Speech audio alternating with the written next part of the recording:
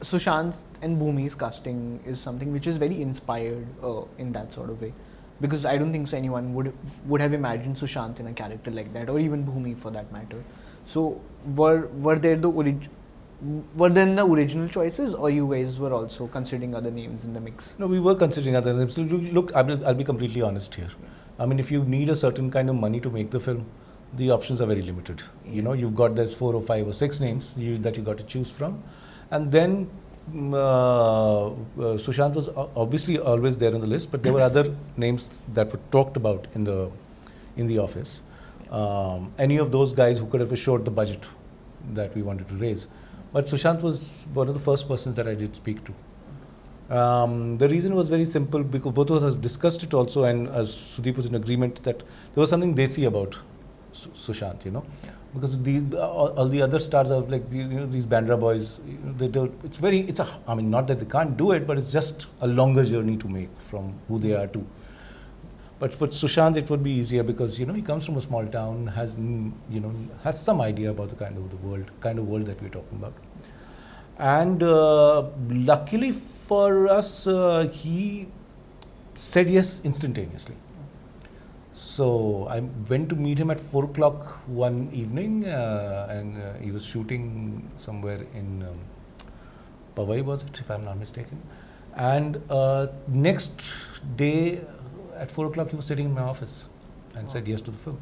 So he read it overnight, Okay. So that was great because at that time I didn't know what kind of a blessing it was, apart from the fact that Sushant was a veritable star back then. Yeah. He also was extremely hardworking and gave it his all, So that was great for the film. And Bhumi, funnily enough, was a name that Ronnie had suggested. Because, why don't you try Bhumi? And Bhumi was somebody that we liked. Yeah. And she also said yes instantaneously. Yeah. She came to meet me in the afternoon. I told her a little bit about the story, narrated a few scenes, and she said, I'm doing it. And both these guys really gave it their all. I mean, Bhumi also worked tremendously hard for the part, really. So it worked out well, I guess. Yeah. And I think so. The other people in the cast, whether it was Manoj. Yeah, Manoj was the first choice. In fact, when I went to meet Manoj, I told him read the script, and he really liked it. And then I said, these parts are available. What do you want to do? Okay. So he was amused, but he was also secretly happy that I'm according him so much respect. But in that discussion, it came up that what would you like me to do? So I said, I would like you to play this guy, because for the simple reason, because it's a smaller part in terms of length, but Dada is there throughout the film. It's almost his soul is hovering in the film throughout, So he has an outsized influence on the story. So he came on board. Shori I was very clear about, wanted him. I had worked with him in Death in the Ganj, which I produced, and I knew him to be an actor who's, so much still can be given. Now he does a lot of work, but there's still so much hidden there that needs to be brought out. Yeah. So Shori was Hani and I were sure, and then it was Rana Saab, Ashutosh Rana. Yeah.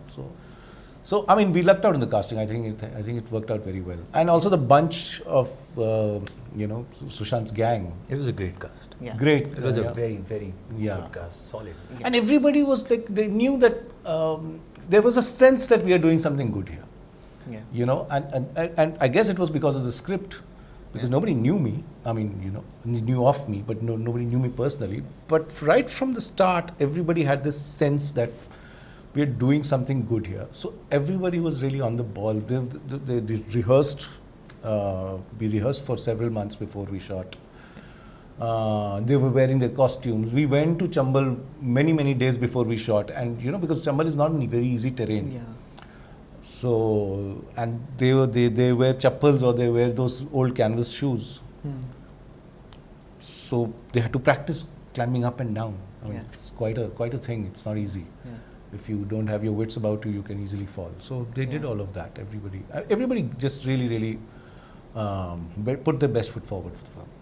Was Manoj's character always named Man Singh, or you changed it after he came on board? No, it was always named Mansingh. You asked that because High of temp- Bandit Queen. Yeah, Bandit Queen.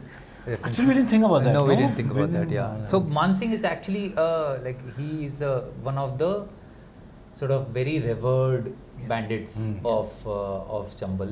In fact, you know, he was the OG.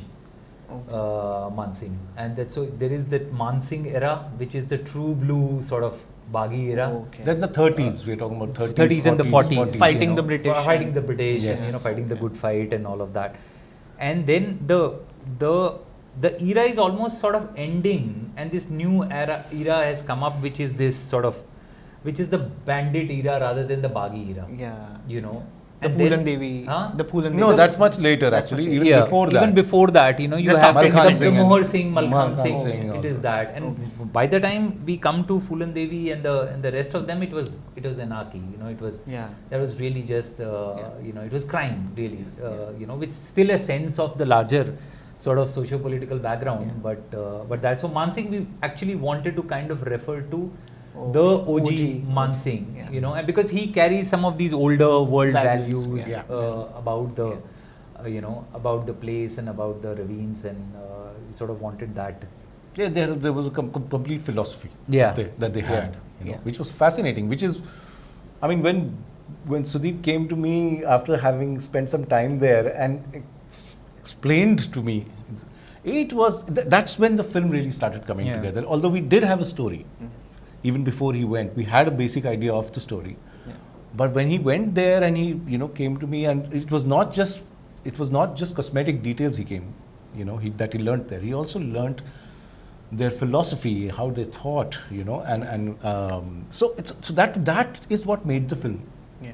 That was sur bolte na, sur tab samajh mein aaya ki yaar, this is the film is this. And the funny thing was, although we had seen Mansingh and Bandit Queen, which are both fascinating films, but both are Badla films. Yeah, this is one. And also, there is a Daku film tradition in Hindi cinema. Yeah. 90% of them are Badla films. Yeah.